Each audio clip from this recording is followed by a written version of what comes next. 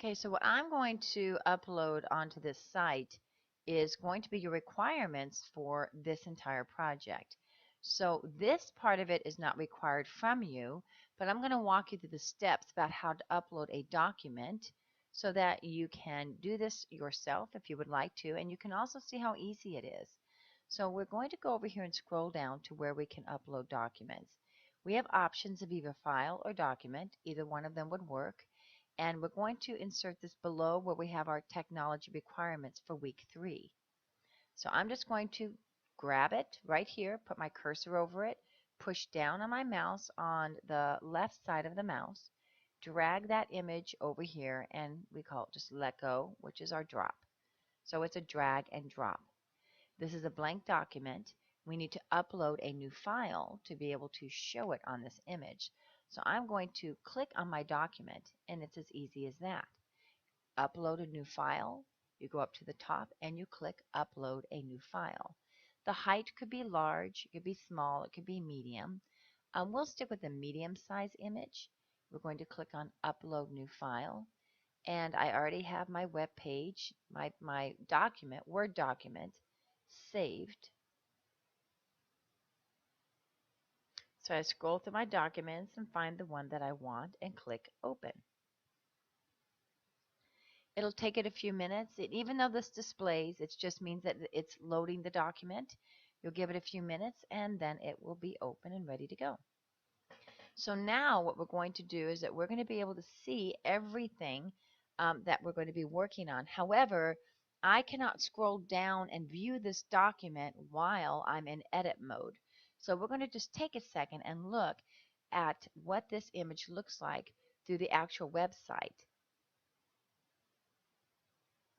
So now I'm actually looking at the website, and then I can scroll down and see this image now as it would appear on our web page.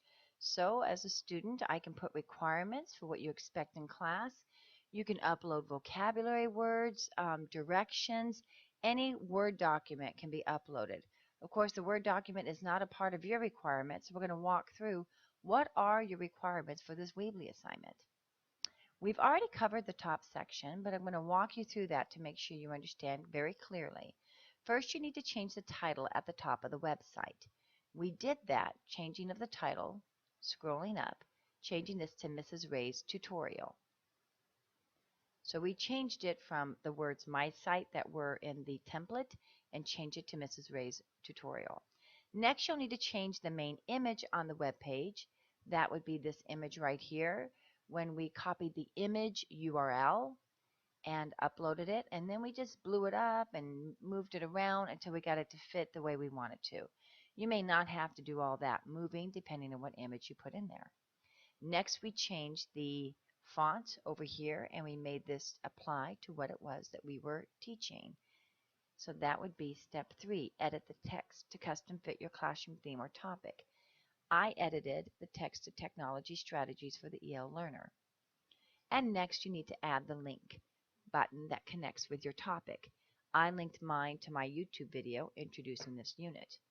So as you can see, click on the button, it'll take you to the YouTube video. So now we're going to go back into what it was that we were working on with our original Weebly. You can tell when I switch from my actual website where I'm editing to the website Weebly here, just by looking at the search engine at the top. And it changes immediately. So if I make a change here and I click Publish, it will immediately change it.